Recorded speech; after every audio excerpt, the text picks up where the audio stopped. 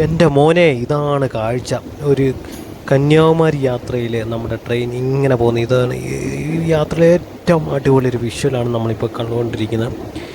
എൻ്റെ പൊന്നെ, ഈ ജാതി ഫ്രെയിം, ഇതൊക്കെ ഒരു നല്ലൊരു സിനിമാറ്റിക് ക്യാമറയിലൊക്കെ ഷൂട്ട് ചെയ്യണ പൊളി സീനായിരിക്കും, പൊളിയായിരിക്കും. നമ്മുടെ കന്യാകുമാരി യാത്രയിലേക്ക് സ്വാഗതം. ഇതിപ്പോൾ തിരുവനന്തപുരത്ത് നിന്ന് കന്യാകുമാരി വരെയുള്ള ഒരു യാത്രയുടെ ഒരു വീഡിയോ ആണ് നിങ്ങളിപ്പോൾ കാണാൻ പോകുന്നത്. അപ്പോൾ നമുക്ക് വീഡിയോയിലേക്ക് കിടക്കാം.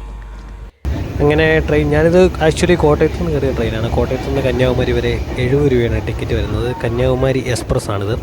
രാവിലെ 8 മണിക്ക് വരുന്ന ട്രെയിൻ 8:30ക്കാണ് കന്യാകുമാരി കോട്ടയത്ത് വന്ന ട്രെയിന്.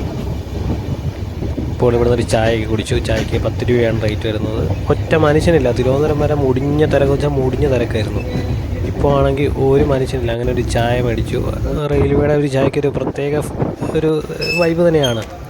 ഇത് ഒറ്റ മനുഷ്യനില്ല. എൻ്റെ സെക്ഷനിൽ ഞാൻ മാത്രമേ ഉള്ളൂ. ഓരോ സെക്ഷനിലും ഓരോരുത്തർ വെച്ച്. ബോഗിയിലൊക്കെ ആണെങ്കിൽ ആകെ സീറ്റിംഗ് പോലും ആളില്ല. അടിപൊളി അടിപൊളി ഒരു ട്രെയിൻ പാസിംഗ് ഉണ്ട്. അപ്പോൾ അതിനുവേണ്ടി കുറച്ച് നേരം നിർത്തിയിട്ടേക്കുവാണ് ട്രെയിന്. അപ്പോൾ ഞാനിങ്ങനെ പുറത്തൊക്കെ ഇട്ട് ഇങ്ങനെ ഫോട്ടോ എടുക്കുകയാണ്. ഇങ്ങനെ തമിഴ്നാട്ടിലേക്ക് കയറിയപ്പോൾ തന്നെ അതിൻ്റെ ആ ഒരു ലാൻഡ്സ്കേപ്പൊക്കെ ഒറ്റയടിക്ക് മാറിയേക്കുവാണ്. അങ്ങ് ദൂരെ നമുക്ക് പശ്ചിമഘട്ടത്തിൻ്റെ ആ മലനിരകളൊക്കെ നമുക്ക് കാണാൻ സാധിക്കുന്നുണ്ട്. കണ്ടല്ലോ ട്രെയിൻ നോക്കി, ഒറ്റ മനുഷ്യനില്ല. നമുക്കവിടെ കിടന്നു വേണം. അപ്പോൾ ഒറ്റ മനുഷ്യനില്ല. അടിപൊളിയാണ്. തിരുവനന്തപുരത്ത് നിന്ന് കന്യാകുമാരിക്ക് ട്രെയിനിൽ പോകുമ്പോൾ സുഖമാണ്. വണ്ടി കാലിയായിരിക്കും. കണ്ടില്ല, പോകുന്ന വഴിക്കെല്ലാം ഇവിടെ എല്ലാം പുതിയ നിർമ്മാണ പ്രവർത്തനങ്ങളൊക്കെ നടന്നുകൊണ്ടിരിക്കുകയാണ്. അത് കേരളമാണോ തമിഴ്നാടാണോ സംശയം. ഇതാണ് വിഷ്വല്. ഒരു ട്രെയിൻ യാത്രികനെ സംബന്ധിച്ച് അയാൾക്ക് കിട്ടാമെന്നതിൽ ഏറ്റവും നല്ലൊരു വിഷ്വലാണിത്. ട്രെയിനിൻ്റെ ഏറ്റവും എൻഡ് ഭാഗത്താണ് ഞാനിപ്പോൾ ഇരിക്കുന്നത്. ട്രെയിനിൻ്റെ വളഞ്ഞു കുടഞ്ഞൊരു പാമ്പ് പോകുന്ന പോലെ. എന്നാ വിഷ്വലാണിത്. ഇതൊക്കെയാണ് വിഷ്വൽ എന്ന് പറയുന്നത്. തിരുവനന്തപുരത്ത് നിന്ന് കന്യാകുമാരിയിലേക്ക് ട്രെയിനേക്കാളും കൂടുതൽ ബസ് സർവീസാണ് ലഭ്യമായിട്ടുള്ളത്.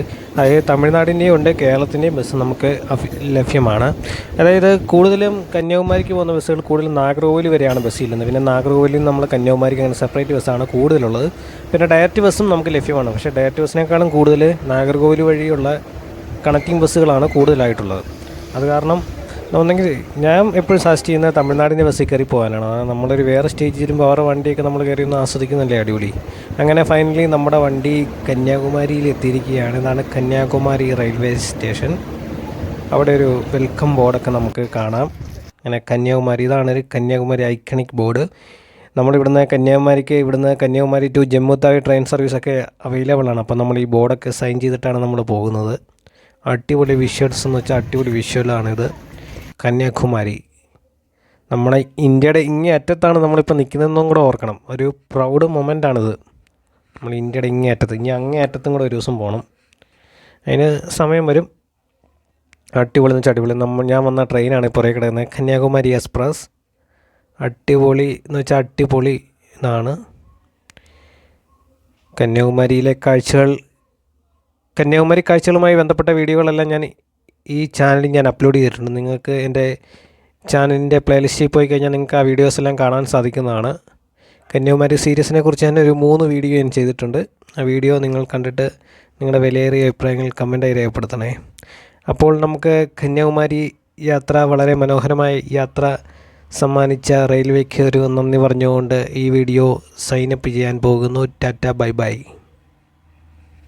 പിന്നെ ഒരു പ്രധാന കാര്യം പറഞ്ഞില്ല. അതായത് നമ്മളിവിടെ വരുമ്പോൾ ഒരിക്കലും നമ്മൾ ഓട്ടോയൊന്നും വിളിക്കരുത്. ഓട്ടോ വിളിച്ച് കഴിഞ്ഞാൽ മുടിഞ്ഞ ചാർജ് ആയിരിക്കും അവർ മേടിക്കുന്നത്. അത് നല്ല വിലയൊക്കെ നല്ലോണം പേശണം.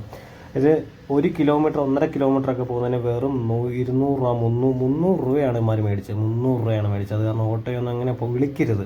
വിളിക്കുവാണെങ്കിലും നമ്മൾ ഒരുപാട് ഇവരോട് നമ്മൾ ബാർഗൈനിങ് ചെയ്യണം. എന്നാൽ മാത്രമേ കാര്യമുള്ളൂ. അല്ല ഭയങ്കര ചാർജാണ്. ഞാനേതായാലും കുമ്മനടിച്ചാണ് ഞാൻ പോയത്. എനിക്ക് ഓട്ടോക്കൂലിയൊന്നും ആയില്ല. അതുപോലെ നിങ്ങളതുപോലെയുള്ള കണ്ണിങ് ആയിട്ടുള്ള എന്തെങ്കിലുമൊക്കെ ഐഡിയകൾ സ്വീകരിക്കുക. അല്ലെങ്കിൽ ഇവിടെ ഓട്ടോക്കാരെ നമ്മളെ മോചിക്കുന്നതായിരിക്കും.